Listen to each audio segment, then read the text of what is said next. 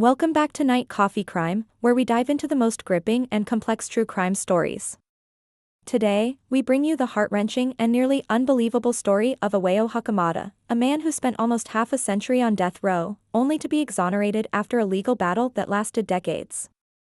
His case, marked by wrongful conviction, forced confessions, and a justice system that failed him for years, serves as a powerful reminder of the flaws in the legal system and the heavy toll it takes on those who are wrongly accused. This is the story of how one man fought for his freedom after spending 48 years behind bars, and how his release sparked a much-needed conversation about the future of capital punishment in Japan. Iwao Hakamata, once a professional boxer, was working as a live-in employee at a miso factory in Shizuoka, Japan when he was arrested in 1966. He was accused of the brutal quadruple murder of the senior managing director of the factory, his wife, and their 2 children. The family was found stabbed to death at their home, which had been set on fire. Hakamata was quickly arrested and charged with the murders, along with robbery and arson. What followed was a trial that lasted years and was filled with inconsistencies, fabrications, and a forced confession that would haunt Hakamata for the rest of his life. In 1968, just 2 years after his arrest, Hakamata was sentenced to death. The ruling was based largely on the discovery of blood-stained clothing found in a miso tank near the crime scene, which was uncovered 14 months after the murders. Prosecutors argued that these clothes were worn by Hakamata during the murders, but the evidence was anything but conclusive.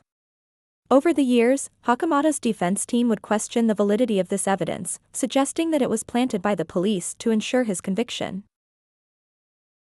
But perhaps the most shocking element of Hakamata's case was the confession he gave during interrogation.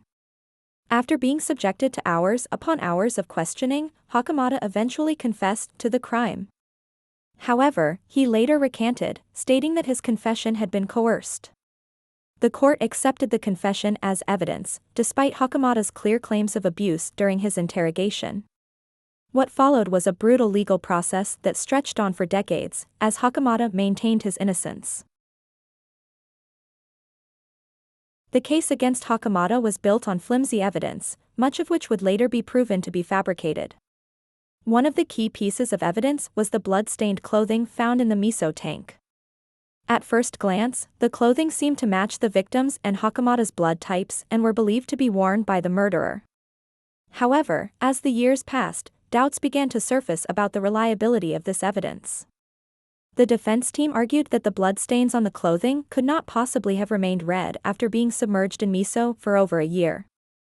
This argument was crucial in the eventual retrial, as the court ultimately sided with the defense, stating that the clothing had likely been planted by investigators to frame Hakamata.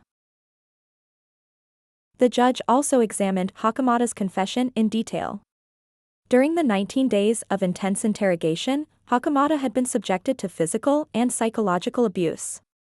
The court ruled that his confession was effectively fabricated, forced through physical and mental torment.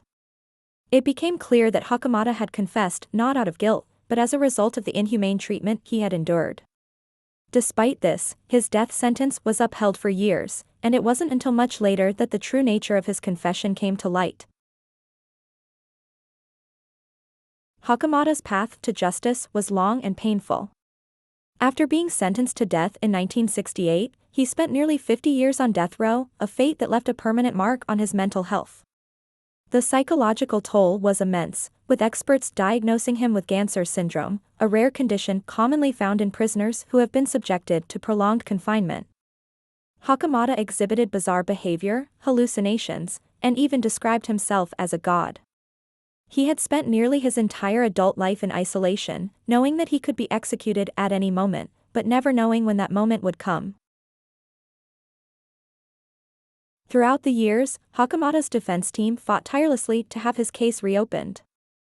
In 1981, just a year after his death sentence was confirmed, Hakamata filed his first appeal for a retrial. However, his plea was rejected by the Shizuoka District Court, the Tokyo High Court, and the Supreme Court. Despite this, Hakamata never gave up, and his legal team continued to push for justice. In 2014, after nearly 50 years of fighting, the Shizuoka District Court granted Hakamata a retrial, marking a significant turning point in his case. Unfortunately, prosecutors appealed the decision, and it would take another 9 years before Hakamata was finally acquitted. The retrial process was arduous and drawn out, but in the end, the truth came to light. In March 2023, the Tokyo High Court ruled that Hakamata's conviction should be overturned, and his case was sent back to the Shizuoka District Court for a final hearing. Hakamata's defense team had long argued that the evidence against him was unreliable, and new examinations of the clothing evidence revealed that it could not have been worn by the perpetrator of the crime. Hakamata's confession, once a cornerstone of the prosecution's case, was dismissed as false. Finally, in September 2024, at the age of 88, Hakamata was acquitted of all charges, after nearly 6 decades. The ruling was a moment of victory for Hakamata, his defense team, and his supporters, who had rallied behind him for decades. The verdict was a recognition of the long-standing injustices he had suffered and a clear statement that his conviction was based on a series of lies. Despite the acquittal, Iwao Hakamata's journey to freedom was not an easy one. His mental health had deteriorated severely over the years, and the years of confinement had left him isolated from society. Hakamata's 91-year-old sister, Hideko, who had fought for his release for years, expressed her grief at the long road to justice. When the judge said, "The defendant is not guilty," it just sounded so divine, said his sister, reflecting on the moment her brother was finally cleared of all charges. Hakamata's life post-acquittal has been marked by slow recovery. Although he remains distant and shows little interest in social interaction, there have been signs of improvement. He recently adopted 2 cats, which has brought him some comfort and care, though his psychological state remains fragile. Hideko continues to support him, though she notes that their conversations rarely touch on the trial, as Hakamata is unable to fully grasp the reality of what happened to him. Iwao Hakamata's case is not just a personal tragedy, it's a powerful indictment of Japan's legal system and the need for reform. His wrongful conviction and the years it took for him to be exonerated highlight the flaws in a system that allowed this miscarriage of justice to persist for so long. Hakamata's case has ignited a conversation about the future of the death penalty in Japan, a country that, alongside the United States, is one of the few developed nations that still practices capital punishment. Amnesty International has called Hakamata's exoneration a pivotal moment for justice, urging Japan to reconsider its stance on the death penalty. The case has also drawn attention to the psychological impact of long-term detention and the need for better protections for those who are accused of serious crimes. Hakamata's story is a reminder that justice can be delayed, but it should never be denied.